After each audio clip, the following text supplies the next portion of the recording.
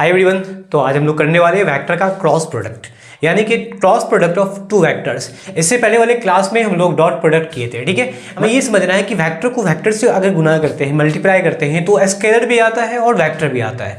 Scalar आएगा तो वो स्केलर प्रोडक्ट कहलाएगा और वेक्टर आएगा तो वेक्टर प्रोडक्ट कहलाएगा। इसको हम कहते हैं क्रॉस प्रोडक्ट। वीडियो में लास्ट तक बने रहिए, सारा कॉन्सेप्ट आपको समझ में आ जाएगा। चलिए देखते हैं।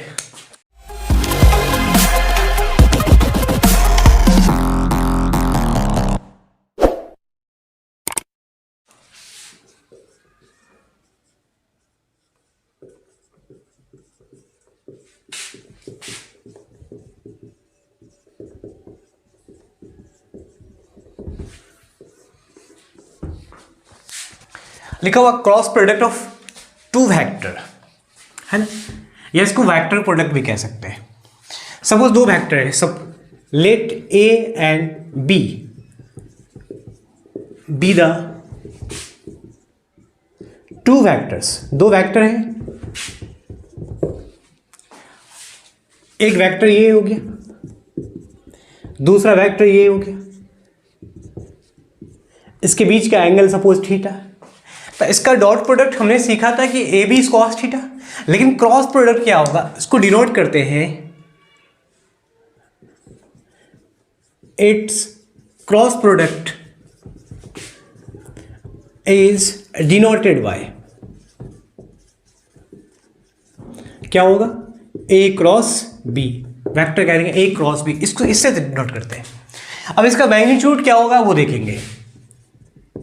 वेक्टर ए वेक्टर बी का क्रॉस प्रोडक्ट निकालेंगे तो ये आ जाएगा वेक्टर ए का मैग्नीट्यूड एंड वेक्टर बी का मैग्नीट्यूड एंड साइन थीटा, ये आ जाएगा, ठीक है। वेक्टर ए वेक्टर बी का क्रॉस प्रोडक्ट निकालना है तो ए बी साइन थीटा, और थीटा यहां पर आप जानते हैं कि थीटा जो है वो एंगल बिटवीन यहाँ वेक्टर ए और बी की बात हो रही है, तो वेक्टर ए एंड बी। लेकिन याद रखिएगा दो एंगल बनता है, एक ये एंगल, दो वेक्टर के बीच में एंगल बनने का कंडीशन है। कंडीशन जो होता है एंगल बनने का दो वेक्टर के बीच में, वो कब होगा, व्हेन कंडीशन फॉर, मैं आगे बात करूंगा, पहले इसको समझ लेते हैं। कंडीशन फॉर मेकिंग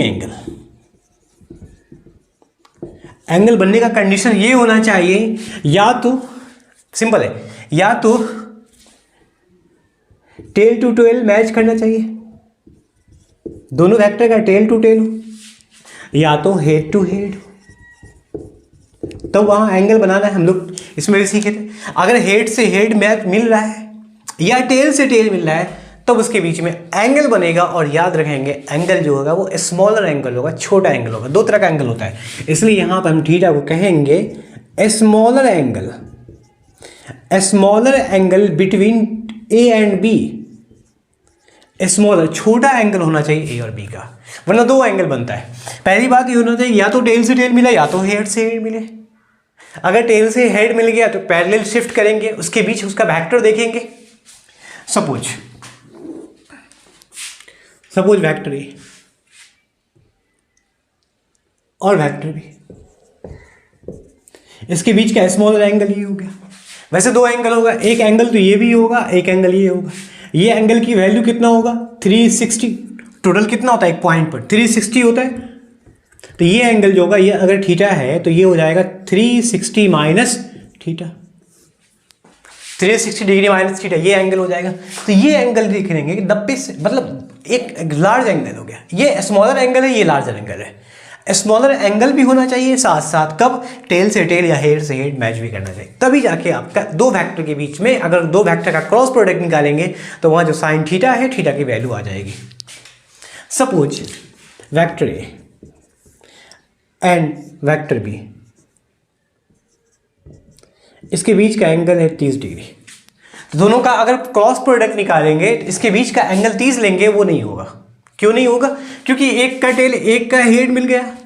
तो ऐसे कंडीशन में हमें पैरेलल शिफ्ट करना पड़ेगा। पैरेलल शिफ्ट का मतलब है कि इसको हम इस तरह से चेंज करेंगे, वेक्टर ए इसको आगे बढ़ा सकते हैं। पैरेलल शिफ्ट मतलब क्या होगा कि वेक्टर उसी लाइन पर या उसके पैरेलल में कहीं भी आप आगे कर सकते हो। तो ये हो जाएगा पैरेलल शिफ्ट। जो एंगल यहाँ था, ये वेक्टर यहाँ था, जो जहाँ एंगल 30 डिग्री बनना था, अब वो एंगल ये बन जाएगा कितना, 150। क्यों? क्योंकि एक लाइन पे 180 होता है, 30 है, ये 150 हो जाएगा। अब थीटा जो यहाँ जो होगा, theta that will be 30 degree which is wrong, जो गलत होगा। थीटा जो होगा वो 150 डिग्री होगा, ये सही होगा। अगर ए बी का क्रॉस प्रोडक्ट निकालेंगे तो थीटा 30 नहीं लेना है। क्यों नहीं? क्योंकि ए का हेड है, ए का टेल है, अब बी का हेड ये हो रहा है, थीटा लेना है क्या? जब टेल से टेल होगा या हेड से हेड मैच करेगा तभी जाके आप, जैसे इस केस में थीटा की वैल्यू ये लेना है। हाँ, अगर ऐसे भी हो, ऐसा कंडीशन भी हो सकता है, या तो दोनों का टेल दोनों का हेड मिले, तो यहाँ सपोज यहाँ थीटा है 30 डिग्री, यहाँ भी 30 डिग्री है, तो यहाँ 30 डिग्री हमें लेना है थीटा की वैल्यू, इसमें भी थीटा की वैल्यू 30 डिग्री लेना है, क्योंकि यहाँ से टेल मिल रहा है, यहाँ देखेंगे तो हेड से हेड मिल रहा है। लेकिन इसमें देखेंगे तो यहाँ 30 डिग्री नहीं लेंगे, क्योंकि एक का टेल है दूसरे का हेड है। इसमें देखेंगे तो एक का टेल है दूसरे का हेड, इसको मैंने पैरेलल शिफ्ट कर दिया, जैसे ही पैरेलल शिफ्ट किया नीचे आ गया, अब इसके बीच में एंगल क्या हो गया, 150, ये हो जाएगा। आई होप क्या आपको समझ में आ रहा होगा। जैसे एक सवाल कर लेते हैं, सवाल के बिहाफ पे एक मैं क्वेश्चन लेता हूँ। जैसे मैं बताऊँ कि वेक्टर का ए और वी का क्रॉस प्रोडक्ट निकालेंगे तो ए बी साइन थीटा हो जाएगा। सपोज एक क्वेश्चन है, ये फोर्स F1 वेक्टर दिया हुआ 5 न्यूटन, दूसरा वेक्टर है फोर्स F2 दिया हुआ 7 न्यूटन, इसके बीच का एंगल बना हुआ है 45 डिग्री, 45 डिग्री है, ठीक है। तो निकालना है फाइंड F1 क्रॉस F2, दो फोर्स का क्रॉस प्रोडक्ट निकालना है, गुना नहीं करना, क्रॉस निकालना है। इसका मतलब क्या हुआ, F1 F2 साइन थीटा। तो F1 का मैग्नीट्यूड 5 ले लोगे, F2 का मैग्नीट्यूड 7 ले लोगे, लेकिन साइन कौन यूज करना करना, थीटा कितना यूज करेंगे? क्या थीटा 45 यूज करेंगे? नहीं, बिल्कुल गलत। क्यों नहीं करेंगे? क्योंकि इसका हेड है, इसका टेल है, यहाँ एंगल जो 45 वो नहीं होगा। इसको पैरेलल शिफ्ट करेंगे, आगे बढ़ा दो, ये हो जाएगा, ये हो जाएगा 135, 180 हो रहा है, 135 बचेगा, और 135 की वैल्यू रखेंगे, हमारा आंसर आ जाएगा। ऐसे निकालते हैं, ठीक है। चलिए, तो अब हम डायरेक्शन की बात करते हैं। Direction of vector A cross product of vector B, इसका क्या डायरेक्शन होगा, इसी के बारे में चर्चा करते हैं। अब आइए, ये सारा कॉन्सेप्ट जो एंगल बनता है वो समझ में आ गया ना। चलिए, डायरेक्शन की बात कर रहे थे, डायरेक्शन की बात कर रहे थे। Direction of vector A cross product of vector B. Direction हमेशा यूनिट वेक्टर बताता है। अभी मैग्नीट्यूड लिखे थे ए क्रॉस बी का, क्या था, vector A into vector B sine theta. Direction बताने के लिए इसका यूनिट वेक्टर लगाते थे, यूनिट वेक्टर ये एन लगा दिया, ये हो गया डायरेक्शन। डायरेक्शन जो बताएगा है ना, डायरेक्शन जो देगा वो राइट हैंड, याद रखिएगा, राइट हैंड थंब रूल से या स्क्रू रूल से। हम डायरेक्शन ऑफ दो वेक्टर जिसका क्रॉस प्रोडक्ट हो रहा है उसको हम निकाल सकते हैं, उसका direction right hand thumb rule से या स्क्रू रूल से। देखो, यहां दो वेक्टर है जो हमेशा एक ही प्लेन में लाई करेगा। दो वेक्टर हमेशा सेम प्लेन में लाई करता है, हमेशा कोप्लेनर होता है, याद रखिएगा। लेकिन जब तीन वेक्टर आ गया तो वो कोप्लेनर हो भी सकता है और नहीं भी हो सकता है। सपोज यहाँ दो वेक्टर है, vector A and vector B, इसके बीच का एंगल थीटा है। वेक्टर ए वेक्टर बी का क्रॉस प्रोडक्ट जब निकाले तो उसका डायरेक्शन ही क्या होगा एक्चुअली वो बताना है। तो डायरेक्शन बताएगा राइट हैंड थंब रूल से या स्क्रू रूल से। ये रूल कहता है कि अगर राइट हैंड को इस तरह से हम एक्सपेंड करते हैं, फैलर, देखो इस तरह से, दोनों वेक्टर पहली बात कि एक प्लेन में लाई करेगा, कर भी रहा है, वैसे भी एक प्लेन में लाई भी कर रहा है, राइट हैंड के अकॉर्डिंग क्या होता है कि हम देखेंगे कि वेक्टर ए, चूंकि निकालना है डायरेक्शन किसका, ए क्रॉस बी का, ए क्रॉस बी का डायरेक्शन निकालना है, तो ए से ये हमारे पाम को इस तरह से फैलाना, एक्सपेंड करना कि इसको कर्ल करना पड़ेगा। बाकी जो 4 उंगली है ना फिंगर, इसको इस तरह से कर्ल करना है टुवर्ड्स बी, बी की ओर। वेक्टर ए से कर्ल करना मतलब अपने हाथ को मोड़ना है बी से, ए से बी की तरफ। क्यों? क्योंकि ए क्रॉस बी निकालना है। अगर बी क्रॉस ए निकालना होता तो बी से ए की ओर मोड़ना होता, ऐसे मोड़ना होता है, ठीक है। ए से बी के लिए कैसे मोड़ना है, ऐसे मोड़ना है यूं, और बी क्रॉस ए के लिए ऐसे हमें फोल्ड करना है अपने हाथों को। तो उस कंडीशन में जो अंगूठा होगा, थंब होगा, वो डायरेक्शन बताएगा, किसका डायरेक्शन बताएगा, A cross B. Thumb will give the direction of vector A cross vector B. देखो कर्ल किया, थंब आउटसाइड बाहर आया, तो ये आउटसाइड डायरेक्शन जो हो रहा है, सपोज ये डायरेक्शन आउटसाइड है, ये बता रहा है किसका डायरेक्शन, ए क्रॉस बी का। तो इस तरह से हम लिखते हैं A B sine theta N unit vector जो डायरेक्शन बताएगा ए बी का, डायरेक्शन हम इन दोनों रूल से निकाल सकते हैं, ठीक है। स्क्रू रूल में ये होता है कि अगर हम स्क्रू को खोलते, नट वाल्टू को खोलते हैं ना, तो अगर क्लॉकवाइज खोलेंगे, सिंपल ये, अगर हम इसको क्लॉकवाइज खोलते हैं ऐसे, तो ऑब्वियसली क्या होगा, टाइट हो जाएगा। क्लॉकवाइज खोलेंगे तो अंदर जाएगा, एंटी क्लॉकवाइज खोलेंगे तो बाहर आएगा। तो एंटी क्लॉकवाइज का मतलब ये हुआ, हम एंटी क्लॉकवाइज खोलेंगे तो ऑब्वियसली जो नट होगा वो बाहर निकलेगा, स्क्रू बाहर निकलेगा, तो बाहर का डायरेक्शन क्या होगा, ए क्रॉस बी का होगा, ठीक है। इस तरह से ए क्रॉस बी का राइट हैंड के अकॉर्डिंग हम निकाल सकते हैं direction. Suppose X Y plane में 2 फोर्स है, सपोज ये 5 न्यूटन का फोर्स है, एक फोर्स F1, दूसरा फोर्स F2, 10 न्यूटन का फोर्स है, एक्स वाई प्लेन में लाई कर रहा। निकालना है F1 cross product of F2, direction निकालना है, इसका डायरेक्शन निकालना है। तो क्या होगा, सबसे पहले हम मैग्नीट्यूड निकालते हैं F1 cross product of F2, क्या होगा, F1 into F2 sine theta. Suppose angle है इसके बीच का 45 degree, 45 degree.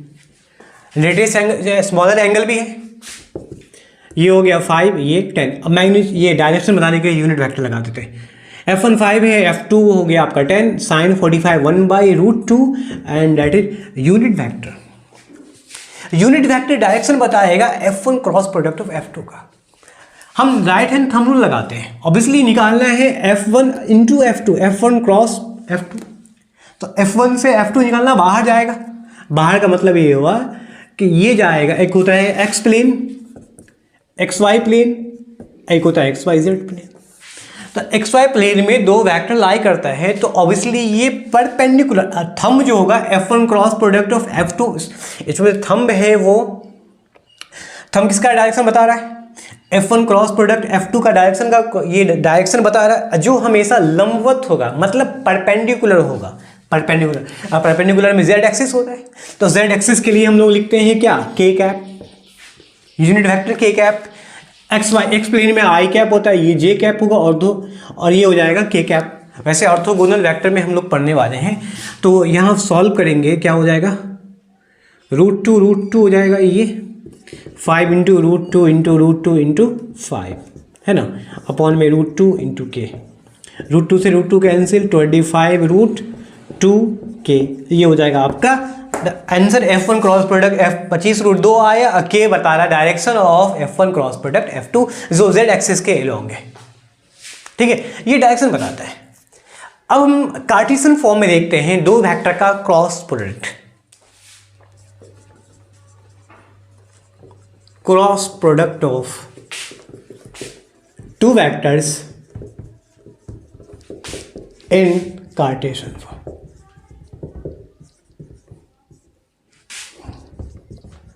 Cartesian form, Cartesian form में देखते हैं 2 वेक्टर, सपोज वेक्टर ए,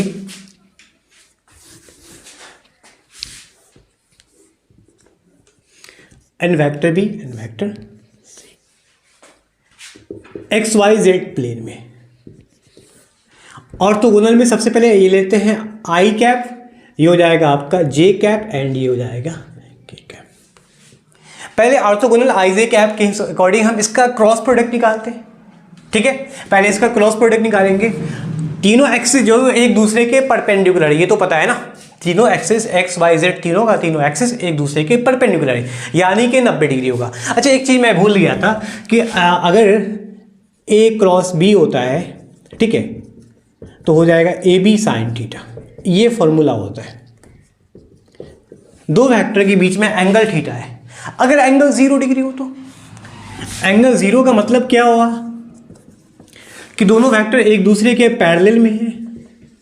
एंगल 0 का मतलब दोनों वेक्टर एक दूसरे के पैरेलल में है, तो इस टाइम पे ए क्रॉस बी क्या होगा, ए बी साइन 0 साइन 0 होता है, A B that will be 0। इसका मतलब है कि इधर टू वेक्टर दैट विल, मतलब अगर दो वेक्टर के बीच का एंगल 0 डिग्री है तो उसका क्रॉस प्रोडक्ट साइन 0 होता है ना, हाँ साइन 0 हो जाएगा, तो उन दोनों का क्रॉस प्रोडक्ट क्या होगा, 0 होगा, याद रखिएगा, ठीक है।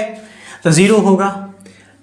पैरेलल कंडीशन में एक कंडीशन ये भी हो सकता है कि अगर दोनों के बीच का एंगल 90 डिग्री हो, मतलब एक वेक्टर यहाँ दूसरा वेक्टर यहाँ, तो इसके बीच का एंगल 90 डिग्री हो, तो दोनों का क्रॉस प्रोडक्ट निकालेंगे। ए क्रॉस बी बराबर A B sine theta, sine 90 क्या होता है, sine 91, A B sine A B हो जाएगा, A cross B A into B हो जाएगा।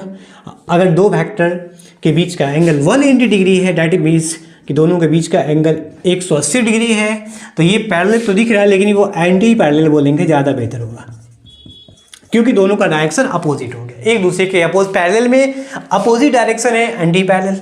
तो ए क्रॉस बी क्या होगा, A B sine 180, A B sine 180,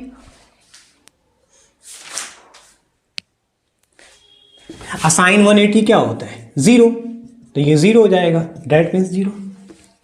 तो इससे ये समझ में आया कि अगर ए बी साइन थीटा में अगर दो वेक्टर पैरेलल हो या एंटी पैरेलल हो तो उसका क्रॉस प्रोडक्ट 0 होगा, उसका क्रॉस प्रोडक्ट क्या होता है 0 होता है। लेकिन एक दूसरे के परपेंडिकुलर हो तो उसका क्रॉस प्रोडक्ट वही दोनों वेक्टर का मल्टीप्लिकेशन होगा। वहाँ यही कॉन्सेप्ट अगर मैं यहाँ लगाना चाहूँगा, अगर आई क्रॉस जे निकालना है हमें, सबसे पहले आई क्रॉस जे, तो ये हो जाएगा आई जे साइन थीटा, साइन थीटा कितना, साइन 90 डिग्री, क्योंकि परपेंडिकुलर है, तीनों आई जे और के एक दूसरे के परपेंडिकुलर हैं, तो साइन 91, तो आई इंटू जे हो जाएगा। फिर उसी तरह से अगर निकालेंगे जे इंटू, हाँ इसमें यूनिट वेक्टर जरूरी है, आई इंटू जे तो ये तो बात सही है, लेकिन इसमें यूनिट वेक्टर जरूरी है क्योंकि डायरेक्शन भी हमें चाहिए ना, एन लगा दी यूनिट वेक्टर में, तो आई इंटू जे साइन 90 1, तो ये हो जाएगा सारे के सारे 1। याद रखिएगा एन क्या है, यूनिट वेक्टर, जो आई इंटू जे का आई क्रॉस प्रोडक्ट जे का बता रहा, क्या डायरेक्शन बता रहा। तो राइट, देखो आई क्रॉस जे का मतलब है कि हम राइट हैंड थंब रूल के अकॉर्डिंग हम जाएंगे आई से जे की तरफ, है ना। अपने दाएं हाथ को इस तरह से फोल्ड करना है, हाथ को हथेली को इस तरह से फोल्ड करना है कि आई से जे पर जाए। जो अंगूठा जो डायरेक्शन बताएगा वो किसका बताएगा, आई क्रॉस जे का। तो अंगूठा आउटसाइड बाहर है, अब बाहर में कौन सा होता है, जेड एक्सिस। तीनों एक्सिस पता होना चाहिए ना। देखो सपोज ये एक्स एक्सिस है, ठीक है, चलिए ये हो गया एक्स, ये वाई, एक्स वाई एक प्लेन में है, तो ये हो जाएगा जेड एक्सिस। तो यहाँ से यहाँ फोल्ड किया गया, तो अंगूठा थंब जो है वो ऊपर डायरेक्शन बताया। इसका मतलब ये हुआ कि आई क्रॉस जे का डायरेक्शन के है, तो ये हो जाएगा के। इसको हम सिंपली के भी लिख सकते हैं। आई इंटू जे होता है क्योंकि दोनों के बीच का एंगल, ये हो जाएगा के। उसी तरह से जे इंटू के निकालेंगे, जे इंटू के, तो जे से के की ओर आएंगे, ये हो जाएगा जे के साइन थीटा, जे के साइन 90 डिग्री यूनिट वेक्टर हो जाएगा। तो जे इंटू के, ऑब्वियसली जे से के की ओर आना है तो अंगूठा बाहर बताएगा। नहीं, सॉरी, जे से के आना है तो ये दोनों अगर एक प्लेन में होगा तो उसके लिए जो राइट हैंड थंब रूल बताएगा वो अंगूठा थंब जो है वो इसका डायरेक्शन बताएगा, आएगा तो आई आ जाएगा। करके देख सकते हो सेम प्लेन में। सपोज ये जे हो गया, यहाँ हो गया के, तो जे से के आना है ना, जे क्रॉस के निकालना है तो जे से के आना है ये, तो थंब ऑब्वियसली ये वाई एक्सिस है एंड ये जेड एक्सिस है, तो ये थंब जो है आउटसाइड हो जाएगा। आउटसाइड का मतलब ये कौन सा डायरेक्शन होगा, एक्स का, एक्स एक्सिस जो आई हो जाएगा। अब निकालना है के इंटू आई, के इंटू आई निकालना है। तो के इंटू आई के लिए आप देख सकते हो क्या होगा, के I sine 90 unit vector N that will give sine 90। के क्या, के से आई आना है तो मतलब ऑब्वियसली फिर से कर्ल करना पड़ेगा, तो अब वाई डायरेक्शन बताएगा, तो वाई डायरेक्शन में होता है क्या, जे। ठीक है, चलिए तो यहाँ से एक न्यू इंफॉर्मेशन आया है, क्या आया, आई इंटू जे होता है, मैं यहाँ लिख लूँ, आई इंटू जे होता है क्या, के, जे इंटू के होता है क्या, आई, और का के इंटू आई होता है क्या, जे। अब सेम वेक्टर सेम के साथ क्रॉस प्रोडक्ट करते हैं, तब देखो क्या रिजल्ट आ रहा है हमारे सामने में। अगर आई का क्रॉस प्रोडक्ट आई के साथ करेंगे तो ऑब्वियसली दोनों के बीच का एंगल क्या है, 0 डिग्री। सेम वेक्टर है, दोनों के बीच का एंगल 0 डिग्री होगा तो उसकी वैल्यू 0 हो जाएगा, तो ये हो जाएगा 0। जे इंटू जे निकालेंगे, ये भी हो जाएगा आपका 0। तो मैं यहाँ लिख लेता हूँ छोटा सा, क्योंकि इसको हम यूज़ करेंगे आगे। आई इंटू का आई क्या होगा, 0, जे इंटू जे हो जाएगा ये भी 0, क्योंकि दोनों वेक्टर के बीच का एंगल 0 है, साइन 0 0 होता है। के इंटू के हो जाएगा 0। ठीक है, अब डायरेक्शन की बात करते हैं एक बार फिर से। अगर आई इंटू जे के है, आई क्रॉस हमने निकाला जे के साथ तो आया के। अगर इसको अपोजिट कर दे, जे इंटू आई निकालेंगे तो आ जाएगा माइनस के, क्योंकि आई है एक्स एक्सिस, जे है वाई एक्सिस एंड के हो गया Z axis.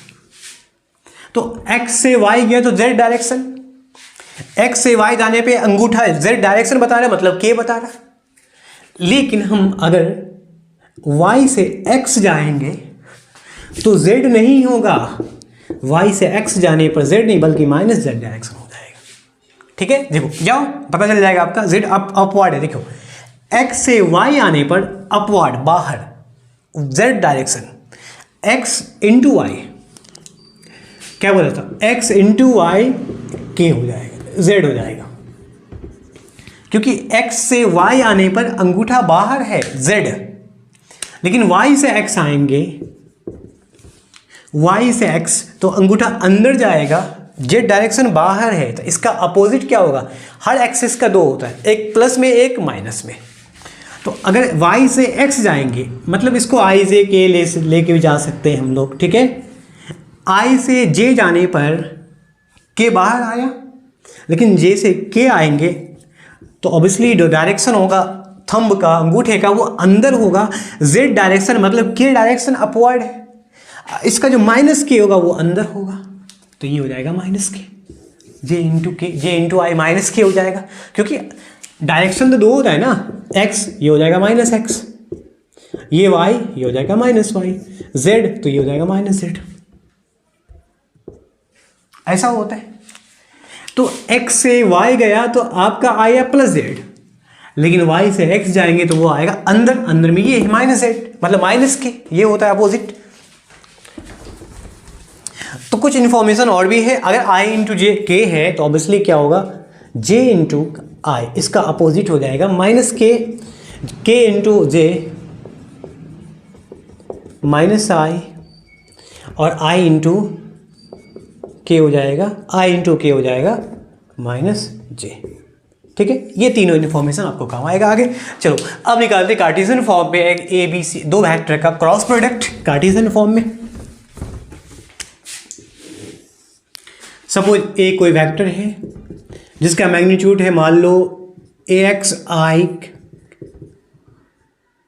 ay j cap ये I J cap unit direction बता रहा है, ठीक है, ए जेड के कैप। दूसरा वेक्टर है बी, ये हो जाएगा B X I cap, B Y J cap and B Z K cap. A cross B निकालना है हमें। ए की वैल्यू है A X I cap, A Y J cap, A Z K cap. Cross product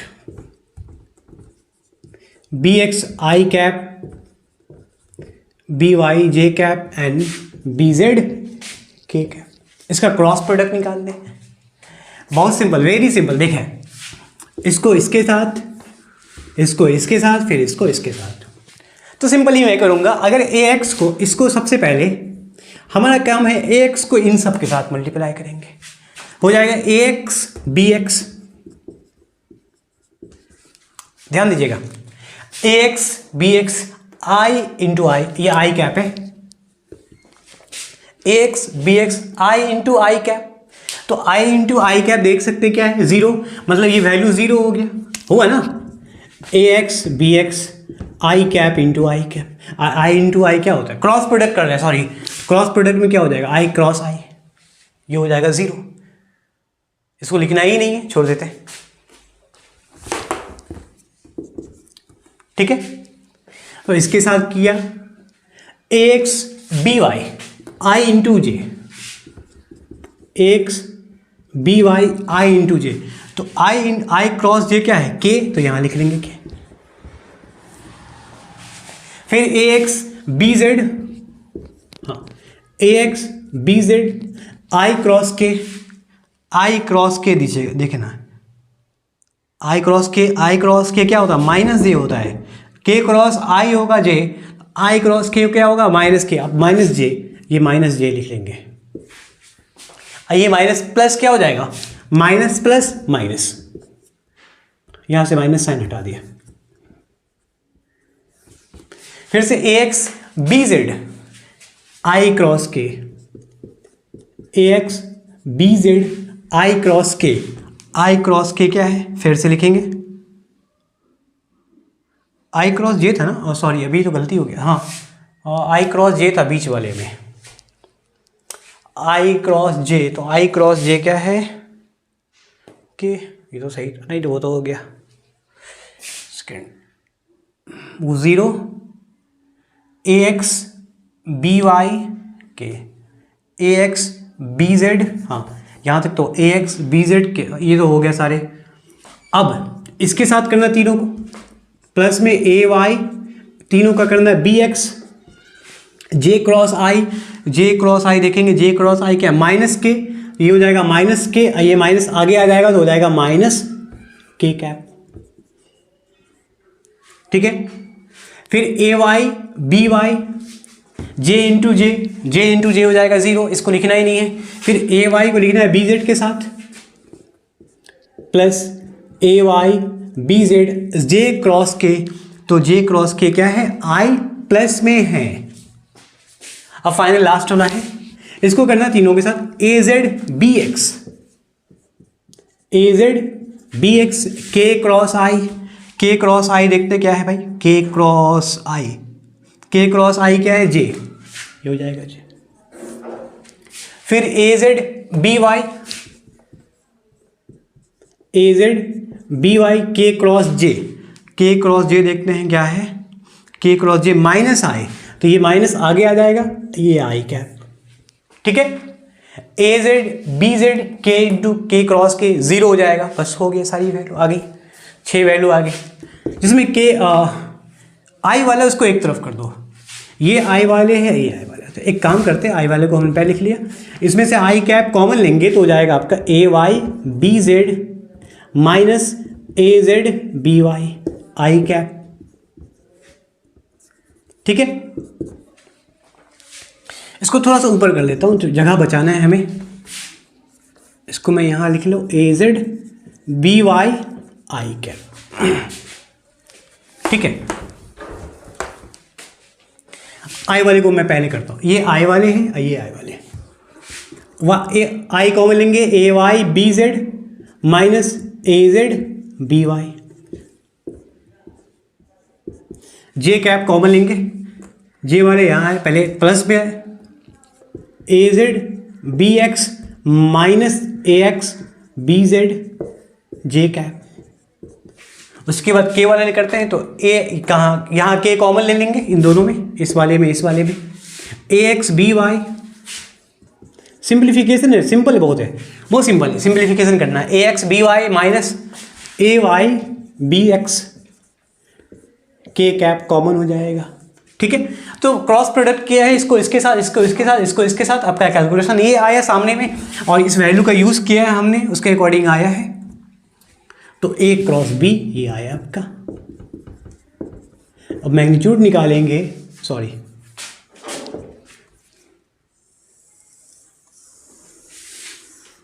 जब इसका magnitude निकालेंगे तो root under इसका स्क्वायर, इसका स्क्वायर, इसका स्क्वायर करोगे, बहुत सिंपल आंसर आ जाएगा।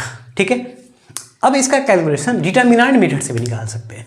देखो कैसे करते हैं, जब दो वेक्टर ए क्रॉस बी निकालना है तो डिटर्मिनेंट मेथड, मैथ्स में क्लास 12 के मैथ्स में आप लोग पढ़ोगे, डिटर्मिनेंट्स मेथड कहता है, मैं बता रहा हूँ शॉर्ट में आपको बता रहा हूँ, इट्स मेथड से भी सवाल को बना सकते हैं। आगे हमारे सामने क्वेश्चन आएगा, दोनों का क्रॉस प्रोडक्ट निकालोगे, आप ऐसे निकालोगे। क्या करना है कि सबसे पहले लेना है डिटर्मिनेंट में 3 × 3 का होगा, 3/3 का डिटर्मिनेंट होगा, आई कैप जे कैप के कैप आप यहाँ लोगे, और ए क्रॉस बी निकालना है तो पहले ए का फैक्टर लोगे, आई कैप के सामने हो जाएगा ए एक्स, वाई जे के लिए हो जाएगा ए वाई, के लिए हो जाएगा ए जेड, मतलब पहले एक वेक्टर है, उसके बाद क्रॉस बी, बी बाद में, बी का बाद में लेंगे, मतलब बी एक्स ये हो जाएगा बी वाई, ये हो जाएगा बी जेड।